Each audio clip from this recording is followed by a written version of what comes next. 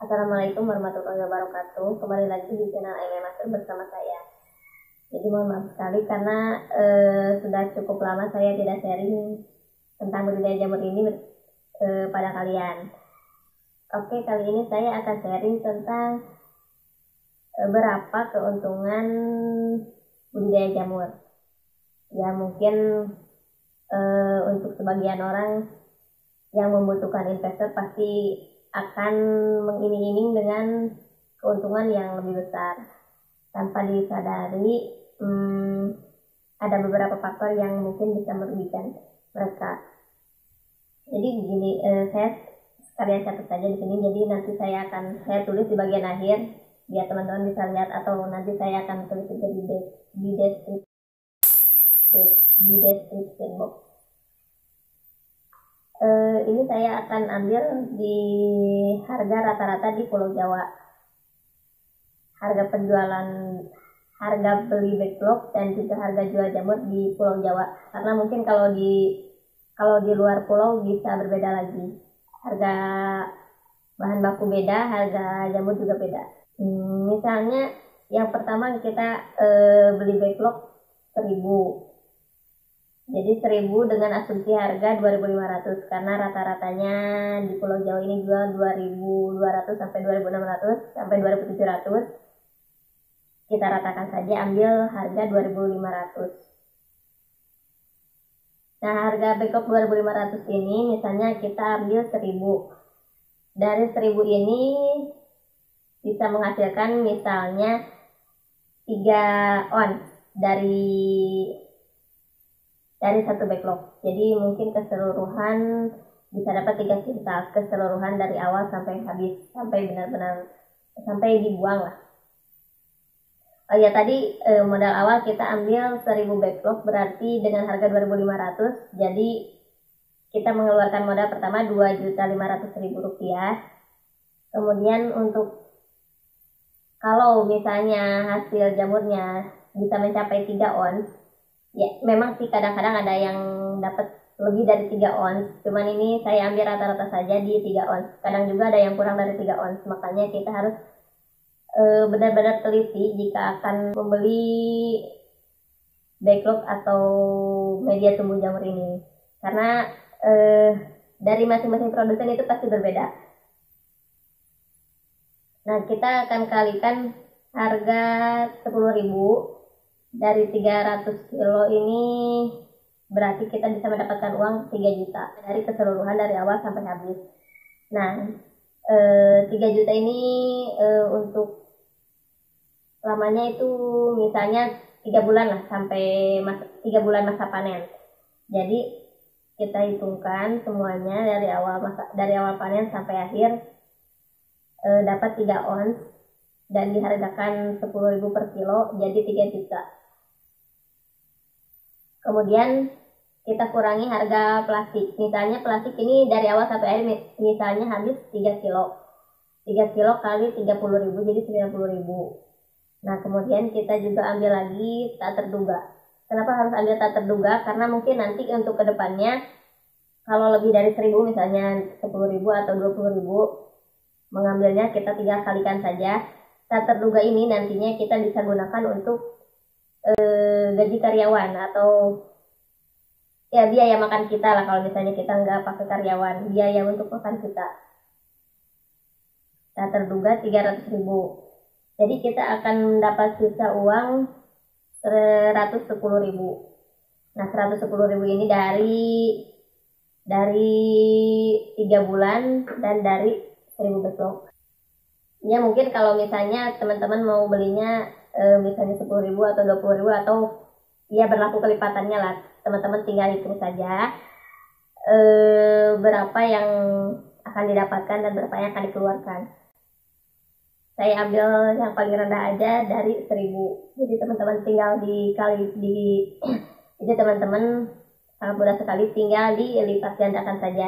Untuk teman-teman misalnya calon investor atau Anda berkehendak ingin menginvestasikan uang Anda di usaha budidaya jamur ini, saya minta hati-hatilah untuk mencari partner bisnis Anda. Jadi jangan jangan mudah tergiur dengan apa yang akan kita dapatkan.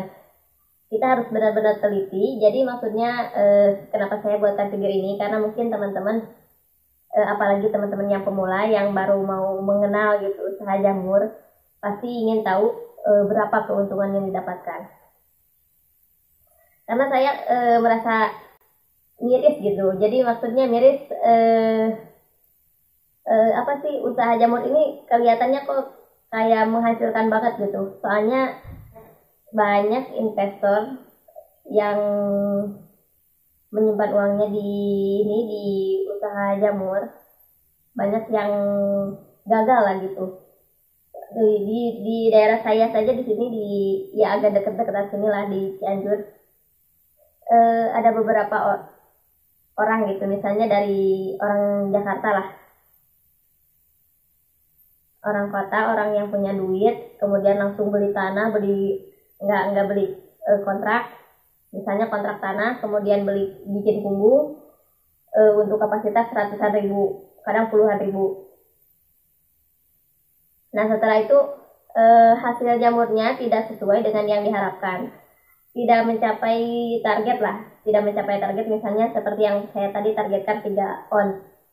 Karena ya makanya dari itu kita harus benar-benar teliti mengambil rekan bisnis kita. Misalnya kita mau beli backlog dari produsen A, kita jangan sekaligus beli misalnya 50.000.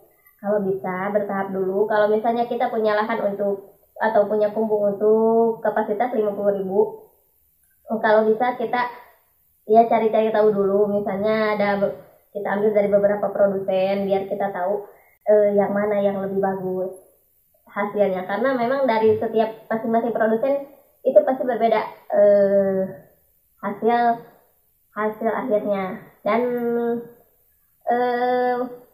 jamurnya juga berbeda-beda, buahnya lah, buah jamurnya itu berbeda-beda. Karena maksudnya saya miris itu karena banyak sekali orang-orang yang sangat antusias gitu pengen usaha jamur, kemudian beli kontrak tanah yang luas, kemudian bikin kumbung yang gede, yang kapasitas besar. Nah kemudian hasilnya itu tidak mencapai target, ya amsyong, dia nggak bisa beli lagi, nggak bisa balik lagi lah, boro-boro untuk keuntungannya lah. Untuk beli lagi backlognya kadang-kadang dia udah kurang dari hasil yang periode pertama itu. Nah makanya saya sharing ini biar teman-teman antisipasi lah. Misalnya kalau mau investasi atau mau budidaya sendiri, kalau mau budidaya sendiri pun kita harus jeli lah untuk memperhitungkan dari awal dulu. Misalnya seperti tadi saya, kalau misalnya ya itu sih hitungan awam lah, orang-orang awam juga pasti menghitungnya seperti itu. Nanti keuntungannya akan didapat sekian. Nah tanpa disadari banyak sekali hal-hal yang bisa merugikan kita, bisa merugikan usaha kita. Karena memang ada beberapa faktor yang bisa merugikan kita. Misalnya kita beli ya backlognya dari si A ini hasil jamurnya bagus, dari si B hasil jamurnya kurang bagus. Kemudian dari si C ini ada misalnya hasil jamurnya ini seharusnya 3 bulan itu sudah habis satu periode, kemudian kita sudah bisa ganti dengan yang baru. Nah karena memang ada juga sih di sini di daerah sini, daerah Cianjur Cipanas ini, saya tidak akan menyebutkan siapa orangnya, tapi memang ada gitu hasil si backlognya ini 5 bulan sampai 6 bulan baru habis. Nah itu perhitungan kita bagaimana? Kalau misalnya kita punya karyawan, gaji karyawan, kita rugi dong di gaji karyawan.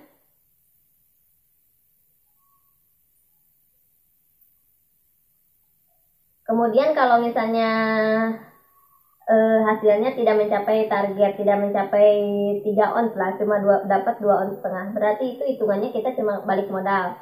Nah itu hitungannya saja balik modal, sedangkan kita juga rugi di gaji karyawan dan rugi waktu kita juga. Kalau misalnya kita nggak gaji karyawan, berarti kita juga kerja bakti nggak dapat gaji, sedangkan kita makan dari mana? Nah, itu yang harus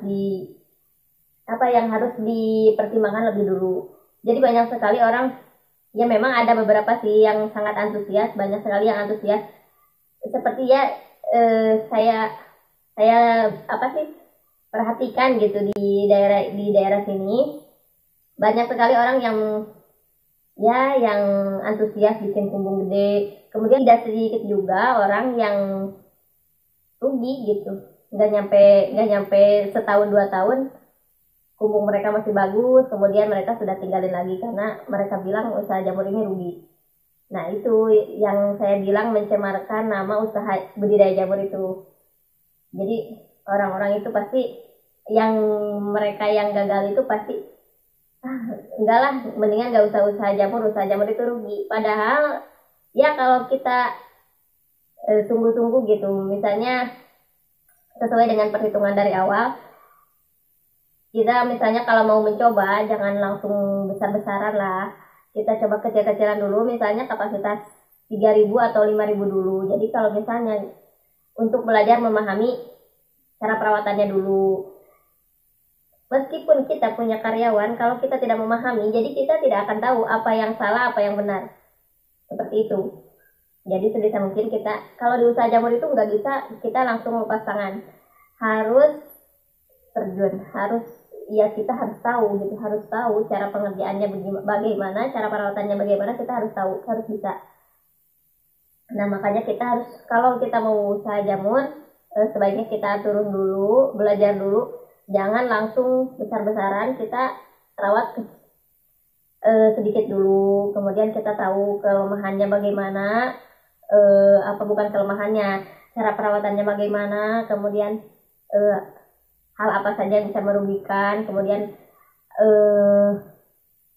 ya produsen mana yang cocok buat produsen mana yang hasilnya bagus, hasilnya bisa menguntungkan, itu produsen mana. Kita harus bisa memilih-milih seperti itu dulu, biar kita tidak, ya kalaupun rugi kan kalau sedikit tidak terlalu besar lah. Kenapa saya buatkan video ini? Karena mungkin banyak sekali teman-teman pemula yang ingin tahu gitu, kenapa orang-orang itu banyak yang antusias ingin usaha jamur, tapi banyak juga yang bangkrut gitu usaha jamur. Dan saya juga heran kenapa video-video saya yang sudah saya upload itu yang paling antusias, yang paling banyak penontonnya justru pembikinan bibit. Padahal kalau misalnya teman-teman ini yang baru mau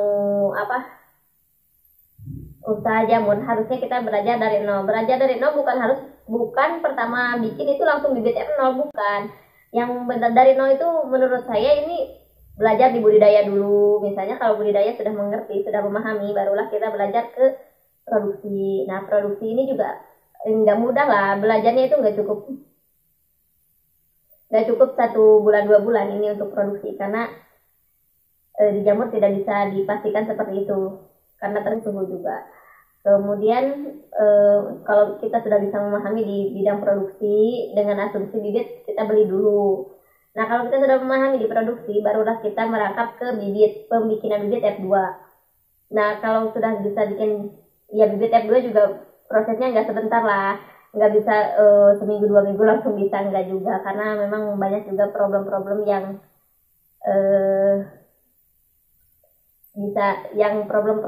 akan kita dapatkan, yang itu bisa merusak masa depan pertumbuhan jamur ini. Masa depan, ya maksudnya kalau misalnya F2-nya kurang bagus kan nanti akan mempengaruhi ke backupnya juga, nanti ya akan mempengaruhi pertumbuhan jamurnya juga, begitu maksudnya. Nah, barulah kita belajar ke F1 kalau misalnya sudah bisa, alatnya sudah memadai, barulah kita belajar ke F1, kemudian ya bisa beli dulu lah untuk F0-nya, atau ya PDA-nya itu bisa beli dulu. Kalau sudah memahami semuanya itu, dan barulah kita belajar ke F0, pembikinan PDA atau kultur jaringan. Dan itu semua tidak bisa dilakukan secara, dan semuanya itu tidak instan, tidak memerlukan waktu yang sedikit tentunya. Perlu banyak pengorbanan waktu, pengorbanan tenaga, pengorbanan lainnya. Sepertinya saya sudah berbicara terlalu panjang lebar, tapi mudah-mudahan bisa dimengerti dan bisa bermanfaat juga buat kalian semua. Oke, jangan lupa share video ini ke teman-teman yang membutuhkan. Terima kasih untuk semuanya yang sudah nonton sampai selesai. Semoga video ini bermanfaat dan sampai jumpa di video selanjutnya. Bye-bye.